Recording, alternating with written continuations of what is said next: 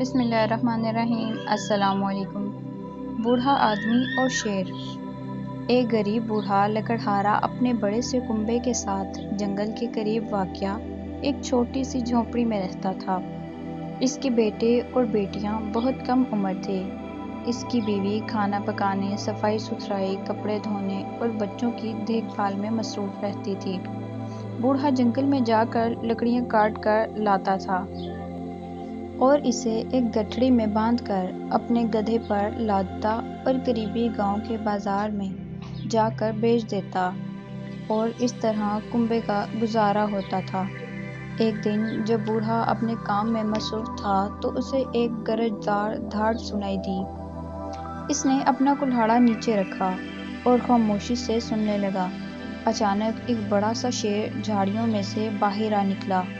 شیر نے بوڑھے سے کہا کہ مجھ سے مت ڈرو، میں تمہیں نقصان نہیں پہنچاؤں گا۔ تم بہت محنت سے کام کرتے ہو، تم بیٹھ کر تھوڑی دیر آرام کرو، تمہارا کام میں کر دوں گا۔ بوڑھا حیران تھا، اسے معلوم نہیں تھا کہ شیر باتیں کر سکتے ہیں، اور کیا بات ہے کہ شیر اسے مدد کرنے کی پیشکش کر رہا تھا۔ اس نے کہا، تم کتنے مہربان ہو پیارے شیر۔ بوڑھا ایک درخت کے نیچے آرام کر رہا تھا جبکہ شیر کام کر رہا تھا۔ شیر نے جلد ہی ساری لکڑیاں کاٹ دیں۔ بوڑھے اور شیر نے مل کر لکڑیوں کو ایک گٹھڑی میں باندھ کر گدھے کی پیٹھ پر لاد دیا۔ بوڑھے نے شیر کا شکریہ ادا کیا اور لکڑیاں بیچنے چلا گیا۔ اگلے دن پھر شیر آیا اور اس بوڑھے کی دوبارہ مدد کی۔ کچھ ہفتوں تک یہ سلسلہ جاری رہا۔ ایک دن کام ختم ہونے کے بعد شیر نے بوڑھے کی گود میں اپنا سر رکھا اور آرام کرنے لگا۔ اس نے بوڑھے کی طرف دیکھتے ہوئے پوچھا، کیا میں خوبصورت ہوں؟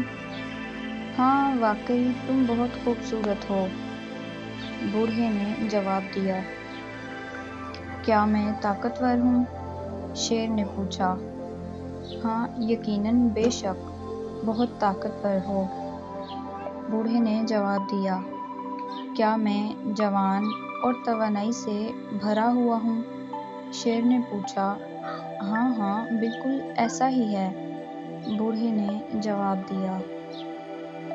کچھ دیر سوچنے کے بعد بوڑھے نے شیر سے کہا، تم میں ایک چیز کی کمی ہے، تمہارے جسم سے بدبو آتی ہے۔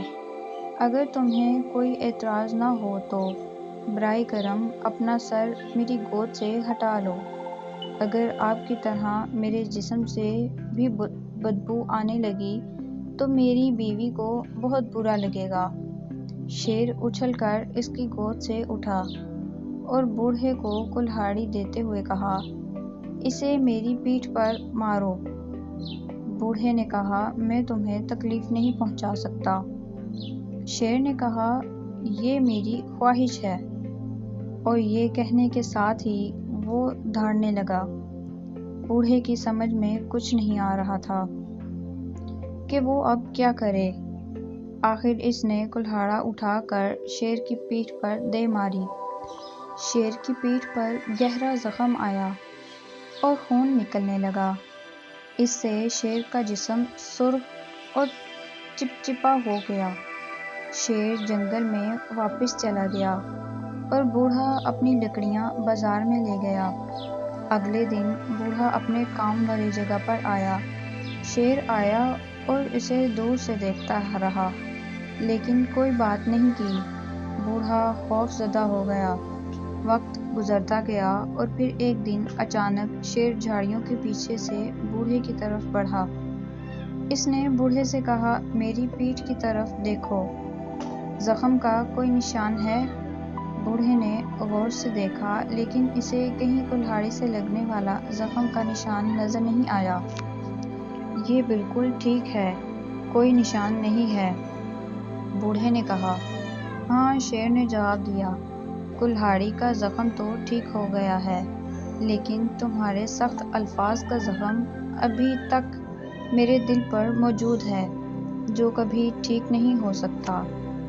مجھے ہمیشہ یاد رہے گا کہ تم نے میری بدبودار جلد کے بارے میں جو کہا تھا۔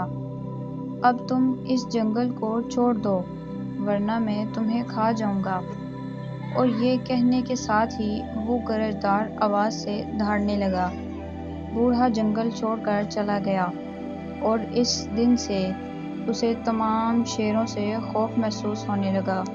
اسی وجہ سے دوسرے لوگ بھی اب شیروں سے خوفزدہ رہنے لگے ہیں۔ اگر آپ کو یہ ویڈیو پسند آئی ہو تو لائک، شیئر اور سبسکرائب کرنا مت بھولیں۔ Thanks for watching. اللہ حافظ۔